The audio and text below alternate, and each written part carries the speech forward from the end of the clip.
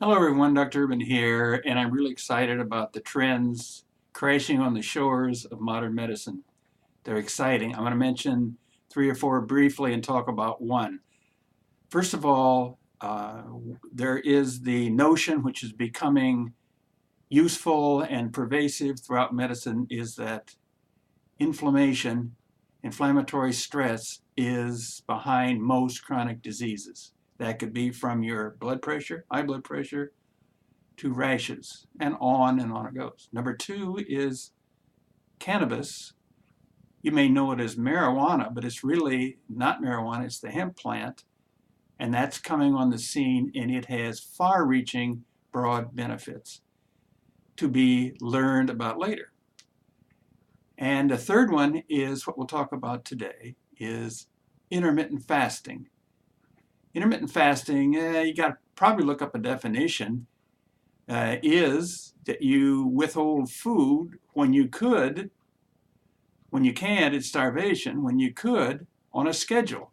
And you can look up what people are doing, it's variable.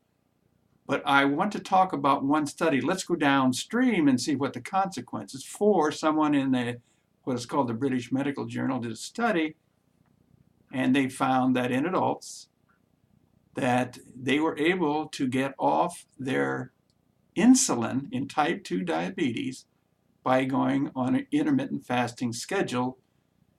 I have the details of the study in my notes. There's a link to it in my description, so you can find it there. But what they were able to do is get the people with type 2 diabetes off their insulin and to some extent other medications. I don't know what that means.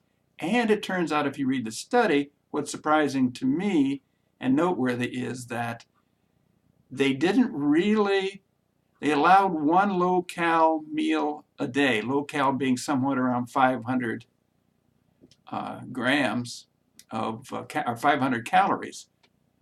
Now, that's not what I would call fasting. But that's the study.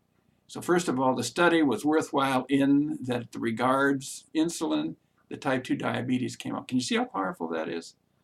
Now, there are other studies which show the benefits of weight loss. So you're going to see other studies come in as suggestions for intermittent fasting.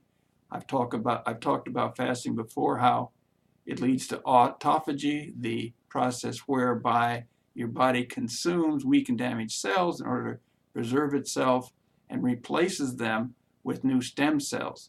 That's a big deal. Stem cells would be another subject that's I would add the fourth to what I spoke earlier, stem cell health. Now, you can look at the more information about the article, but consider looking up intermittent fasting.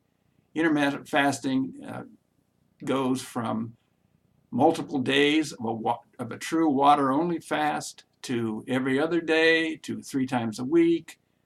But this study, with its results, allowed calorie intake up to 500 calories a day, which again, I question whether that's true intermittent fasting, because I say your body recognizes food coming in and starts making adjustments, getting back on schedule. But it seemed to have worked regarding the insulin dependence. Now, before you take this on, intermittent fasting, I can't tell you that this is healing or this prevents or cures anything. The forces that be don't want me to use those words, but there's research now, and there are a couple of articles cited in my description which will support what I said. Now, before you make any changes to your healthcare regimen, be sure to consult your healthcare provider. And in closing, I would say, take a look at intermittent fasting. What is intermittent fasting? It works best if you cut out breakfast. And if you do that on a daily basis, you're sort of intermittent fasting 101. It's not water-only fasting. It's not a multiple day fasting, but it's a start. So look it up on the internet, see what you want to do, and give it a try. I think it'll help you with many of your health problems. Thank you.